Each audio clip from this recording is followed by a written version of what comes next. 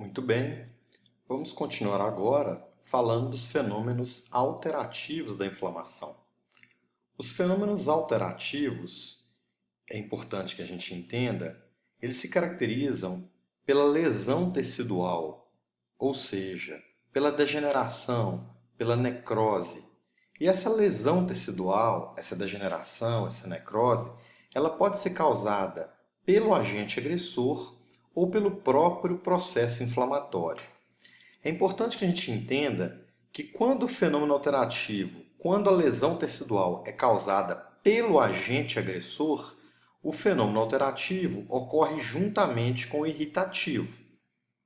Entretanto, se o fenômeno alterativo, se a lesão tecidual é promovida pelo processo inflamatório, o fenômeno alterativo ocorre depois do exudativo. Então, esse fenômeno alterativo, essa lesão tecidual, ela pode ser causada pelo agente agressor, neste caso, esse fenômeno ocorre junto com o irritativo, ou pelo próprio processo inflamatório, nesse caso, ocorre após o exudativo. Interessante lembrar, por exemplo, situações como essas aqui, ó. Quando eu tenho uma situação como essa, esse aqui é um abscesso de origem dentária. Quando eu tenho uma situação como essa, quem causou a lesão tecidual, que a gente vai ver aqui que nesse local, e a gente vai discutir isso daqui a pouco, nesse local eu tenho muita necrose por liquefação. Quem causou essa lesão tecidual foi o próprio processo inflamatório. O que está ocorrendo aqui? Esse paciente tem um molar inferior com necrose pulpar. E esse dente, essa necrose foi causada por uma cárie dentária. Esse dente está colonizado por bactérias anaeróbias gram-negativas. E essas bactérias elas vão colonizar toda a polpa do dente e também a região apical e a região óssea ali em contato com o dente. Agora, quem faz esse abscesso aqui não são essas bactérias anaeróbias gram-negativas. Quem faz esse abscesso aqui são os neutrófilos que chegaram ao local para combater o agente agressor. Ou seja, a lesão tecidual aqui foi causada pelo processo inflamatório. Quando isso ocorre, o fenômeno alterativo ocorre depois do exudativo. Agora imagine uma situação na qual eu pego um bisturi e faço uma incisão sobre a pele. Essa incisão gera lesão tecidual? Gera. Mas nesse caso, o fenômeno alterativo, que foi causado pelo agente agressor, ocorre junto com o irritativo. Então é bem interessante que a gente tenha esta percepção. O próximo fenômeno é o chamado fenômeno reparativo. É a última etapa do processo inflamatório. O que ocorre no fenômeno reparativo ou nos fenômenos reparativos? No fenômeno reparativo, eu tenho a formação de tecido conjuntivo fibroso com o objetivo de reparar o tecido que foi lesado durante o fenômeno alterativo. Vejam bem, se eu tenho a formação do tecido conjuntivo fibroso com o objetivo de reparar, eu tenho um reparo por cicatrização. Então, o fenômeno reparativo é um reparo por cicatrização. Ele é a formação de tecido conjuntivo fibroso com o objetivo de reparar o tecido que foi lesado durante o fenômeno alterativo. Importante que a gente lembre, que a gente destaque, que o reparo tecidual pode ocorrer tanto por regeneração quanto por cicatrização. No reparo tecidual por regeneração, a célula necrosada ela é substituída por uma célula idêntica à que existia antes. Já no reparo tecidual por cicatrização, a célula necrosada é substituída por tecido conjuntivo fibroso. Importante eu dizer o seguinte, nós chamamos de fenômeno reparativo apenas o reparo por cicatrização. Mas nós, desta forma, não queremos dizer que na inflamação não possa ocorrer reparo por regeneração. Ele ocorre, e ele é muito mais simples e mais eficiente. Porém, nós vamos chamar de fenômeno reparativo o reparo por cicatrização. Até para que você possa entender uma coisa. Para que você possa entender que o reparo por cicatrização ele é uma etapa do processo inflamatório. Ou seja, ele só ocorre porque eu tenho inflamação. Então eu só tenho um reparo por cicatrização porque eu tenho o processo inflamatório. tendo em vista que esse reparo por cicatrização é uma etapa do processo inflamatório, não é? É o chamado fenômeno reparativo. Muito mais complexo do que um reparo por regeneração e menos eficiente também. Importante que a gente compreenda que o fenômeno reparativo ele ocorre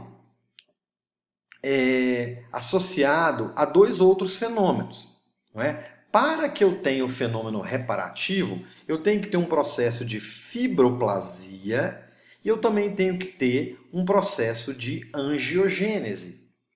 O que é um processo de fibroplasia? Na fibroplasia, o fibroblasto ele é estimulado a proliferar, a migrar para aquela área onde havia o tecido necrótico e cujo tecido necrótico já foi inclusive fagocitado por macrófagos.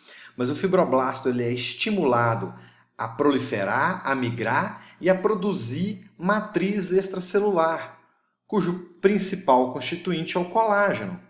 E é interessante que isso ocorre muito em função da ação de uma citocina chamada FGF, que nós já mostramos lá nos mediadores químicos, que é o fator de crescimento de fibroblasto.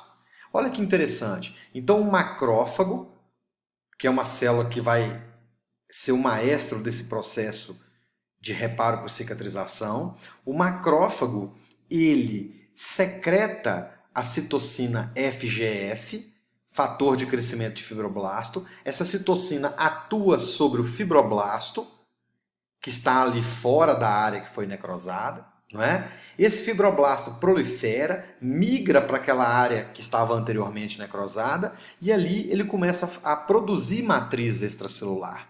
Ele não apenas produz, ele também degrada, porque esse processo é dinâmico, tá? Isso é chamado de fibroplasia. Paralelamente, eu também tenho um processo de angiogênese, que também é estimulado pelo macrófago. O macrófago, além de produzir o FGF, que estimula a fibroplasia, o macrófago produz o VEGF, fator de crescimento endotelial vascular. E esse VEGF, que é produzido pelo macrófago, ele estimula o que nós chamamos de angiogênese. O que é angiogênese? É a formação de novos vasos a partir de um vaso pré-existente. Então, ali fora da área que foi necrosada, eu tenho um vaso passando, não é? Esse vaso, quando ele recebe o estímulo do VEGF, que é produzido pelo macrófago, a célula endotelial promove todo um processo de migração e de formação de um novo vaso. Isso é chamado de angiogênese. Então, pessoal, nesse fenômeno reparativo, eu tenho esses dois processos ocorrendo paralelamente. Formação de matriz extracelular pelo fibroblasto, que eu chamo de fibroplasia, e formação de novos vasos a partir de um vaso pré-existente, que nós chamamos de angiogênese. E quando isso ocorre, obviamente, eu tenho a formação de um tecido conjuntivo fibroso, que é o produto final do fenômeno reparativo. Interessante que a gente entenda que no começo, bem no início do processo, o tecido conjuntivo fibroso, ele é um tecido conjuntivo fibroso frouxo, que é chamado de tecido de granulação. E por que ele é um tecido conjuntivo fibroso frouxo? Bem nos primeiros dias do processo. Imagine um paciente onde você fez uma pequena cirurgia na pele e você tem aquela cicatriz ali se formando nos primeiros 7 dias após a cirurgia.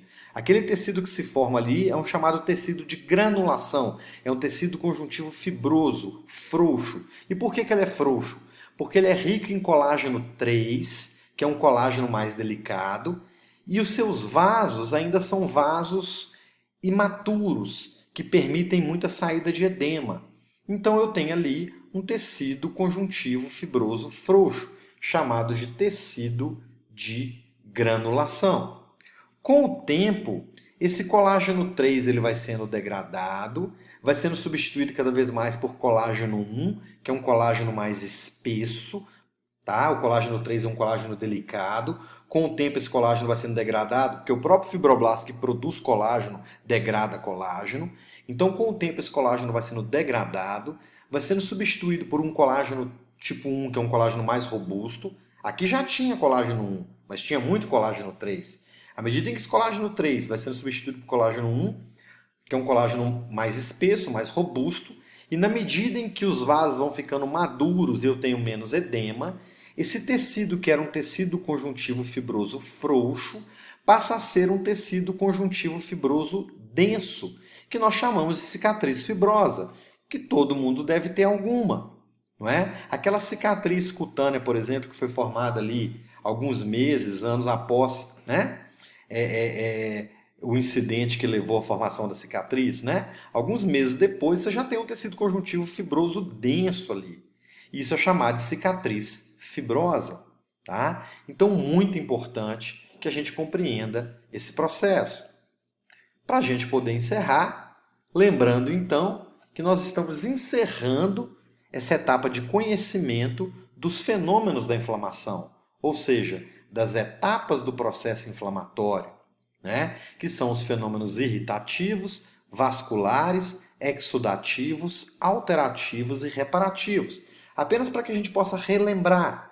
No fenômeno irritativo, o agente agressor atua sobre o tecido e o tecido libera mediadores químicos que vão iniciar e controlar o processo. Nos fenômenos vasculares, esses mediadores químicos atuam sobre a microcirculação e eles vão promover alterações na microcirculação que vão proporcionar a futura saída de plasma e de células, que vão preparar essa microcirculação para a futura saída de plasma e de células. O fenômeno exudativo é a saída de plasma e de células do vaso para o interstício. O fenômeno alterativo é a lesão tecidual, geralmente a necrose, que pode ser causada pelo próprio agente agressor ou pelo processo inflamatório. Quando ele é causado pelo agente agressor, ele ocorre junto com o irritativo. Quando ele é causado pelo processo inflamatório, ele ocorre após o exudativo. E, finalmente, eu tenho o chamado fenômeno reparativo, que é o reparo por cicatrização com o objetivo de reparar o tecido que foi alterado durante o fenômeno alterativo. Então, com isso, nós fechamos o ciclo aqui de todas as etapas, de todos os fenômenos do processo inflamatório. Lembrando que essa classificação está presente no livro do professor Geraldo Brasileiro Filho, Boiolo, Patologia Geral. É neste livro que você encontra as etapas com essa denominação. É uma forma muito interessante de se estudar a inflamação.